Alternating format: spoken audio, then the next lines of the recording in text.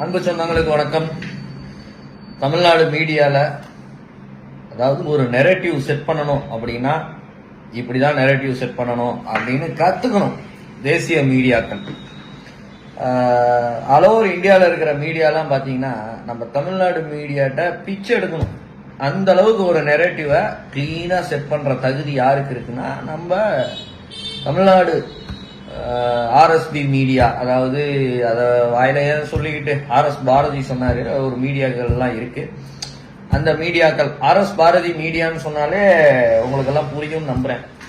அந்த மீடியாக்களோட வேலை என்னன்னா, நடக்காத சில விஷயங்கள் அப்படியே நடக்கிற மாதிரியே, அதாவது அமித்ஷாவிடமும் பிஎல் சந்தோஷிடமும் மோடியிடமும் பக்கத்துல அருகாமையில் உட்கார்ந்து கொண்டு நம்ம எப்படி ரைட்டு முடிஞ்சு கன்ஃபார்மு அப்படின்னு எப்படா அப்படி இன்னைக்கு தமிழ்நாட்டில் இந்த ஒரு வாரத்தில் இத்தனை விதமான ஊழல் குற்றச்சாட்டு நடந்திருக்கு.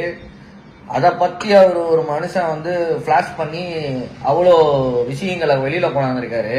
அதுக்கெல்லாம் பிரேக்கிங் நியூஸ் போட்டீங்களா, இல்ல டிவியில வந்து இந்த 7 மணில இருந்து 9 மணி வரைக்கும் ஒரு 5 பேர்த்த உட்கார வச்சுக்கிட்டு பாடம் எடுப்பீங்கல்ல, உங்க நெரேட்டிவ் செட்டிங் பாயிண்ட், அது மாதிரி ஏதாவது பண்ணீங்களா? இன்னைக்கு வந்து அண்ணாமலை மாற்றமா, அண்ணாமலை வந்து பதவி புடுங்கிடுவாங்களா அப்படின்னா, எங்க கட்சியில யார் தலைவரா இருக்கணும், எப்படி இருக்கணும்னு எங்க தலைமை முடிவு பண்ணுவாங்க. அதெல்லாம் எங்களோட தலைமைக்கு என்ன சொல்லுதோ அதை கேட்கக்கூடிய தொண்டர்கள் நாங்கள்லாம் இருக்கோம். இன்னொன்னு, இந்த மாதிரி மீடியாக்களோட கேவலமான செயல் இருக்கு பத்தியா, அதாவது அமித்ஷா பக்கத்திலேயே இருந்து எல்லாத்தையும் கேட்டு தெரிஞ்சுக்கிட்டு அதை சொல்ற மாதிரி இங்க சொல்றீங்க பாரு.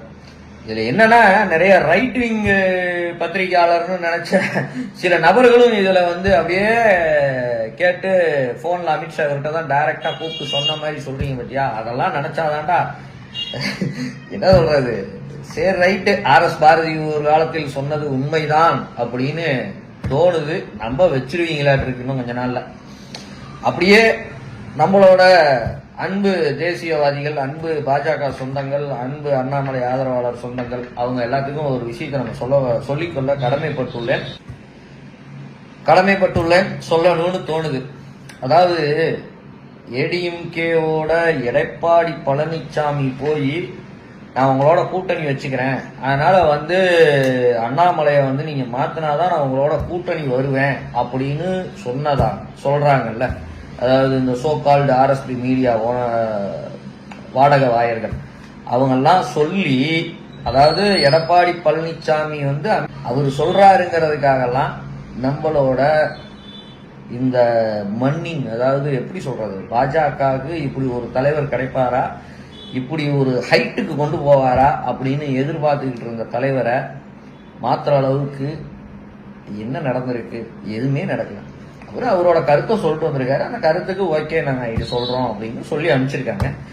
இந்த சாராய ஊழல், அதாவது 1000 கோடி ஊழல்னு இடி அந்த கேஸ் இன்னைக்கு வந்து நடந்துகிட்டு இருக்கு. அதை திசை திருப்புறதுக்கு அதுக்கப்புறம் செந்தில் பாலாஜி அவர்களோட 10 நாள் டைம் கொடுத்துருந்தாங்கல்ல, அதை பத்தி சுப்ரீம் கோர்ட்ல 10 நாள்ல அவர் பதவியில இருக்கணுமா வேணாமான்னு கேட்டு சொல்லுங்கன்னு சொல்லியிருந்தாங்கல்ல, அதை திசை திருப்புவதற்கு. அப்புறம் செல்வ பெருந்தகை, அதாவது கூட்டணி கட்சியில இருக்கிற செல்வ பெருந்தகைக்கு 145 கோடி ரூபாய்க்கு மேல ஊழல் செஞ்சிருக்கிறாரு. மத்திய அரசாங்க திட்டத்தின் மூலமாக வரக்கூடிய பட்டியலின ஏழை எளிய மக்களுக்கு சேர வேண்டிய பணத்தை வந்து ஊழல் பண்ணியிருக்கிறாருன்னு அதை திசை திருப்புறதுக்காகவும் இத்தனை முறை இந்த மீடியாக்கள் அண்ணாமலை மாற்றமா, அண்ணாமலை வந்து தப்பிப்பாரா அப்படின்னா, அவரெல்லாம் மாத்துறதுக்கு ஆன வாய்ப்புகள் ரொம்ப கம்மி. எனிவே அண்ணன் தொடர்வார். நீங்கள் எல்லாம் அண்ணாமலை அண்ணன் மேல் வைத்திருக்கும் பாசம் அளவற்றது. அதாவது ட்விட்டர், ஃபேஸ்புக் எதுக்குள்ள போனாலும் சரி அண்ணன் வேணும் அண்ணன் வேணும்னு போடுறீங்க. இப்படி ஒரு மனிதனை மாத்தி விட்டு இந்த கட்சி என்ன பண்ண முடியும்? அதெல்லாம் ஒன்றும் நடக்காது.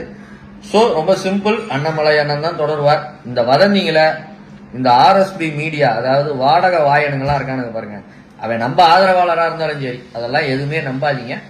இதனால எந்த விதமான மாற்றமும் இருக்காது. அண்ணாமலை அண்ணன் தொடருவார். இங்கே பல அமாவாசைகள், பல திமுக ஊழல்வாதிகளை ஜெயிலில் வச்சு நொங்குற வரைக்கும் அண்ணாமலை அண்ணன் தொடர்வார் என்பதை நம்பணும். எனிவே எல்லாரும் ஹாப்பியா இருங்க. அண்ணன் தான், அண்ணன் மட்டும்தான். நன்றி, வணக்கம், ஜெய்.